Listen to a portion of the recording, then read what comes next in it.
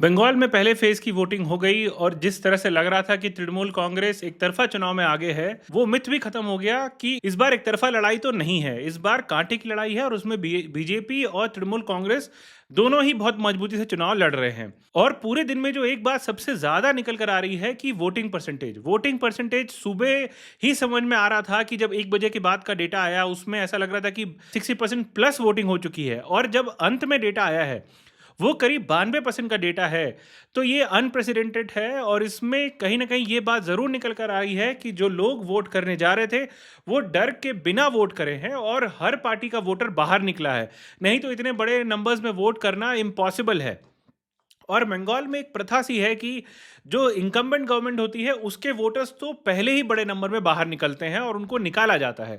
तो वो भी कहीं ना कहीं इस बार तृणमूल कांग्रेस को इसमें ठेस पहुंची है, क्योंकि जो चुनाव आयोग की तैयारियां थी और एक तरह का कड़ाई से जो नियम को लागू किया गया उससे समझ में आता है कि तृणमूल कांग्रेस का जो एक तंत्र है वो उतना नहीं चला है। पर क्या ये रिजल्ट में तब्दील होगा? क्या ऐसा हो सकता है कि तृणमूल कांग्रेस से आगे बीजेपी निकल जाए, या तृणमूल कांग्रेस की पकड़ वैसी ही मजबूत है? भले पहले फेज में बीजेपी नेक टू नेक हो, पर दूसरे फेज में बीजेपी के पास उतना चांस नहीं है। तो क्या होगा बंगाल का रिजल्ट? आज आपको पहले फेज की वोटिंग के हिसाब से एक आइडिया लगाने की कोशिश करते हैं। तो सबसे पहले बात करते हैं कि तृणमूल कांग्रेस की तैयारी और जो वोटिंग आई उसमें उसमें क्या कोई गैप दिख रहा है क्या? तो ममता बनर्जी ने इस बार बहुत कोशिश करी कि बीजेपी को एंटी बंगाली बताया जाए, पर उसमें वो साबित नहीं हुई। लास्ट में यहाँ तक वो डिफेंसिव हो गई कि उनको ये तक कहना पड़ा कि ईवीएम क्या बीजेपी ने पहले ही सेट कर ली है? तो इस तरह की बातें जब कोई नेता करने लगे तो आप समझ जाइए कि कुछ तो इनसिक्योरिटी है।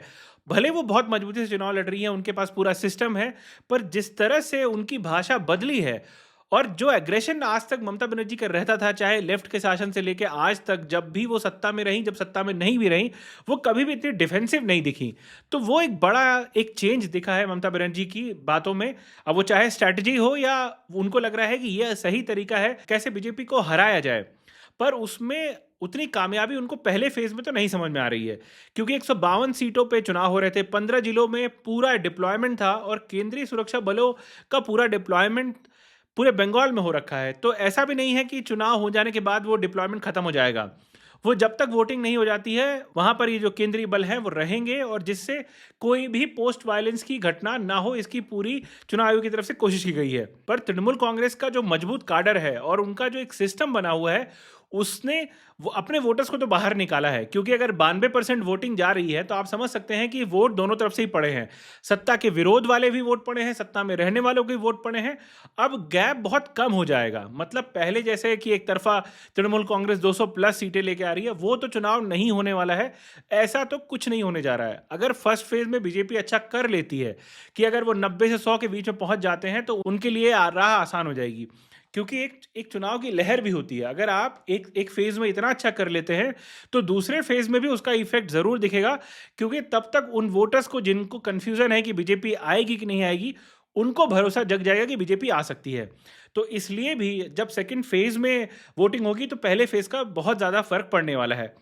तो जिस तरह से पूरे दिन दिन वोटिंग हुई उसमें यही समझ में आया कि बहुत ज़्यादा वायलेंस हुआ नहीं। जिस तरह की बातें बंगाल के चुनाव के लिए होती थी कि 3 बजे के बाद पूरा चेंज हो जाता है और बहुत ज़्यादा सत्ताधारी दल के लोग हावी हो जाते हैं, उस तरह का माहौल इस चुनाव में नहीं दिखा। और ये कहीं ना कहीं टीएमसी के लिए एक बड़ा चिंता का विषय ज़रूर होना चाहिए। क्योंकि हर चुनाव में तो वो आगे ज़रूर दिखते थे क्योंकि उनका पूरा तंत्र काम करता था।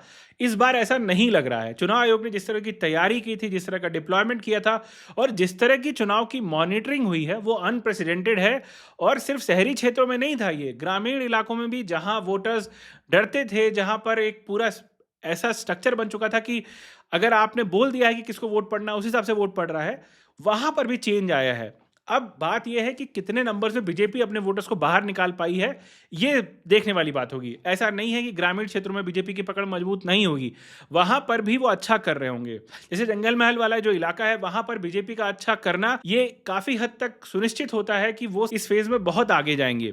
क्योंकि अगर इन एरियाज में जहां पर तृणमूल कांग्रेस ने पिछली बार एकदम से कमर तोड़ दी थी बीजेपी की, वहां पर भी अगर बीजेपी अच्छा करती है तो बहुत बड़ा इंपैक्ट आएगा। मतलब अगर बीजेपी को सत्ता में आना है तो जो 2021 में तृणमूल कांग्रेस ने किया था कि इन 152 सीटों में करीब 92 सीटें जीत गई थी, वैसा ही रिजल्ट बीजेपी को अपनी तरफ से लाना पड़ेगा। पिछली बार कुल 59 सीटें बीजेपी ने जीती थी इन 152 सीटों में। तो ऐसा नहीं था कि बीजेपी का इस फेज में मजबूती नहीं थी, इस फेज में मजबूती भी थी। और ऐसे इलाके भी हैं जहां पर कि SC ST पॉपुलेशन भी है, आदिवासी इलाके हैं, तो वहां पर बीजेपी ने पिछली बार विधानसभा में अच्छा नहीं किया था। इस बार ऐसा लग रहा है कि उन इलाकों में बीजेपी अच्छा करेगी। तो अगर ये इम्पैक्ट आगे जाता है तो आप समझ सकते हैं कि बीजेपी इस फेज में अच्छा करेगी और उनका नंबर अगर 100 पहुंच जाता है तो ही वो दूसरे फेज में उतनी मजबूती से आगे आ पाएंगे। तो एक माहौल बनाने की जो बात है वो एकदम बीजेपी ने बनाया, उसको ग्राउंड पर उतारा, उनके वर्कर्स ने उतारा, उनके नेताओं ने उतारा। अगर आप टॉप लीडर्स की बात करेंगे, जब से प्रधानमंत्री मोदी बंगाल में गए हैं तब से उसका बहुत बड़ा इम्पैक्ट पड़ा है। अब लोग बोलेंगे कि पिछली बार भी मोदी थे, यही लोग थे, पर पिछली बार क्यों नहीं बंगाल में बीजेपी ने अच्छा किया? क्योंकि उसके पीछे कारण साफ साफ यही थे कि उस बार ममता बनर्जी एंटी बंगाली साबित करने में बीजेपी को कामयाब हो गई और बीजेपी के जो लोकल लीडर्स थे वो भी इसको टैकल नहीं कर पाए। तो इस बार चेहरा लोकल लीडर्स को बनाया गया और पूरा जो ग्राउंड सिस्टम था वो बीजेपी की अपनी जो एक मशीनरी है उसकी तरफ से फिट किया गया था। तो वो उसका भी आपको इम्पैक्ट जरूर दिखेगा और आप देखेंगे कि जो पहले फेज का मोमेंटम है बीजेपी उसको दूसरे फेज में ले जाएगी। और जब वोटिंग हो रही थी उसी समय हावड़ा में प्रधानमंत्री मोदी का रोड शो था और उसमें एक लंबा चौड़ा रोड शो किया गया। तो चुनाव प्रचार भी बीजेपी का जोरों पे चल रहा था। तो ये नहीं है कि बीजेपी कहीं से भी कोई भी मौका चूकना चाहती है। अगर यहाँ पर उन्होंने गेन कर लिया, मान लीजिए 90 सीटें भी गेन कर लेते हैं, तो उनके लिए सेकेंड फेज इतना होगा कि वो यहाँ से करीब 58 सीटें और ऐड कर ले। तो ऐसा नहीं है कि बीजेपी यहां से इस बहुमत में नहीं आ सकती है, पर जो पूरी बंगाल की लड़ाई है वो कांटे की है, ये तो बात क्लियर हो गई। और उसमें जिस तरह का डिफेंसिव नजरिया दिखा है टीएमसी का, उससे भी समझ में आता है कि कहीं ना कहीं बीजेपी ने सही जगह अपनी बात रखी है और लोग इससे कन्विंस हुए हैं। इसमें जो अर्बन वोटर्स हैं, उसमें स्पेशली अर्बन महिलाएं, उसमें बीजेपी का प्रभाव बढ़ा है, इसमें भी कोई दो राय नहीं है। और जो मेल वोट्स हैं उसमें भी बीजेपी अच्छा करेगी, ये इसमें भी कोई दिक्कत नहीं होनी चाहिए। और बीजेपी शायद इन एरियाज में अच्छा करेगी। तो जो एक बात होती है कि जो पोलराइजेशन की भी बात बंगाल में की जाती है, खुद राहुल गांधी भी पोलराइजेशन का आरोप लगा चुके हैं ममता बनर्जी पर और उनकी पार्टी पर। तो पोलराइजेशन से नुकसान और फायदे क्या होते हैं?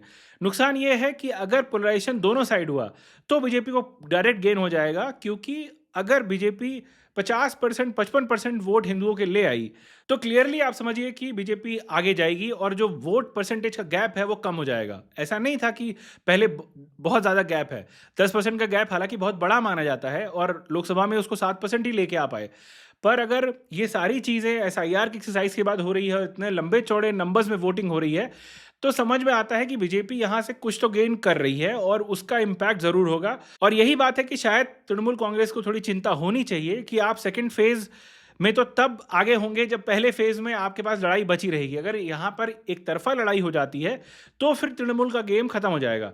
तो जो 2021 में तृणमूल ने किया वही अगर बीजेपी इस बार इस फेज में कर लेती है तो सत्ता में बीजेपी ज्यादा नजदीक दिखेगी। और अगर यहां पर 75-80 सीटें रुक गई बीजेपी, तो आप समझ सकते हैं कि फिर ये बहुत टफ मामला हो जाने वाला है। बीजेपी फिर 125-130 से ऊपर नहीं जाएगी, ये भी बात क्लियर है। तो ये फेज बीजेपी के लिए जितना इंपॉर्टेंट है उतना टीएमसी के लिए भी है। टीएमसी को भी गेन करना पड़ेगा, इसमें इतना तो करना ही पड़ेगा कि सेकंड फेज में वो ज़्यादा कवर अप कर ले और उनकी बहुमत की सरकार आ जाए। क्योंकि जैसे नंबर पहले प्री पोल में बताए गए थे वैसा तो नहीं है। 190, 200, 200 प्लस की सीटें तृणमूल कांग्रेस की नहीं आने जा रही हैं।